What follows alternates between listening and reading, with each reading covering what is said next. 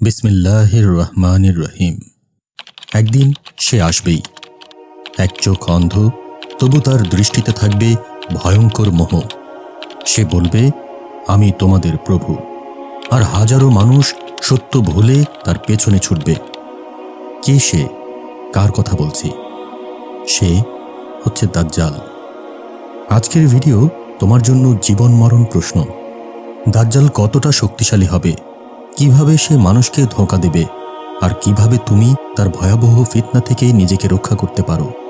শেষ দিনের আলো চ্যানেলে আজ আমরা জানব দাজ্জালের শক্তি, তার ফিতনার গভীরতা, আর কোরআন ও হাদিসের সেই দোয়াগুলো, যা হবে তোমার রক্ষাবর্ম। চোখ খুলে শোনো, মন দিয়ে বোঝো, কারণ ফিতনা শুরু হয়েছে আর সময় খুব বেশি নেই।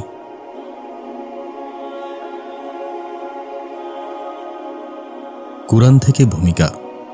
যদিও কুরআনে দাজ্জালের নাম সরাসরি উল্লেখ করা হয়নি, তবে আল্লাহ তাআলা আমাদের বড় ফিতনা সম্পর্কে সতর্ক করেছেন।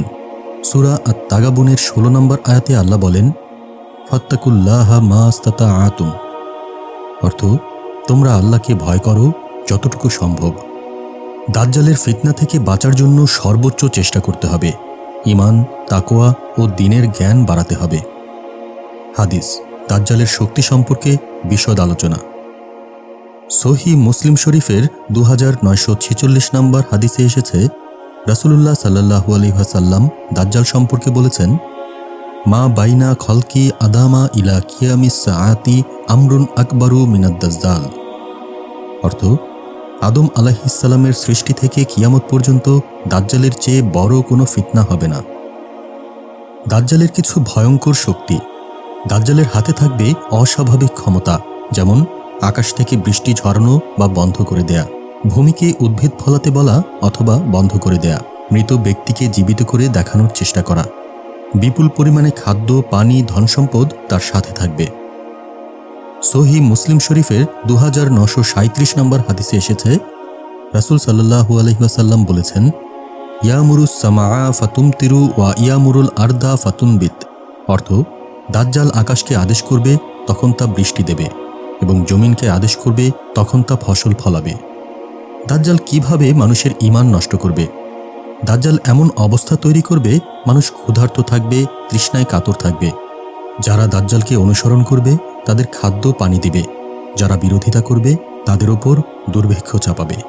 সহিহ বুখারী শরীফের 7130 নম্বর হাদিসে এসেছে, রাসূলুল্লাহ সাল্লাল্লাহু আলাইহি ওয়াসাল্লাম ইরশাদ করেছেন, মাআহু জান্নাতুন ওয়া নারুন, অর্থ দাজ্জালের সাথে থাকবে জান্নাতের মতো কিছু এবং আগুনের মতো কিছু।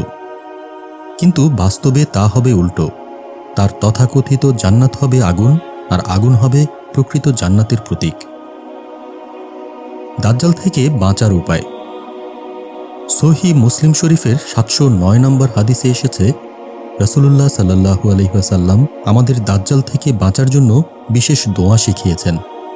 আল্লাহুম্মা ইন্নী আউযু বিকা মিন আযাবি জাহান্নামি ওয়া মিন আযাবিল কবরি ওয়া মিন ফিতনাতিল মাহইয়া ওয়াল মামাতি ওয়া মিন শাররি ফিতনাতিল মাসীহিদ দাজ্জাল, অর্থ হে আল্লাহ, আমি তোমার নিকট আশ্রয় চাই জাহান্নামের আযাব থেকে, কবরের আযাব থেকে, জীবিত ও মৃত অবস্থার ফিতনা থেকে এবং মসীহ দাজ্জালের মহাফিতনা থেকে।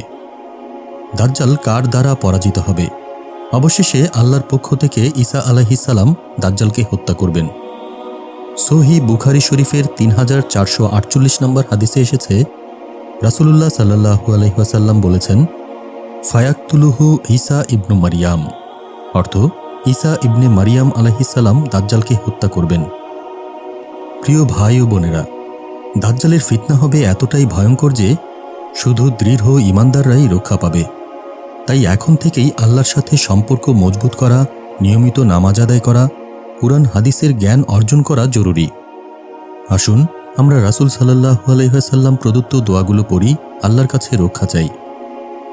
রব্বানা লা তুজিগ কুলুবানা বা'দা ইয হাদাইতানা ওয়া হাব লানা মিন লাদুনকা রাহমা ইন্নাকা আনতাল ওয়াহ্হাব, অর্থ হে আমাদের পালনকর্তা, আপনি যখন আমাদের হেদায়েত দিয়েছেন তখন আমাদের অন্তরগুলোকে বিপথগামী করবেন না, এবং আমাদেরকে আপনার নিকট থেকে রহমত দান করুন।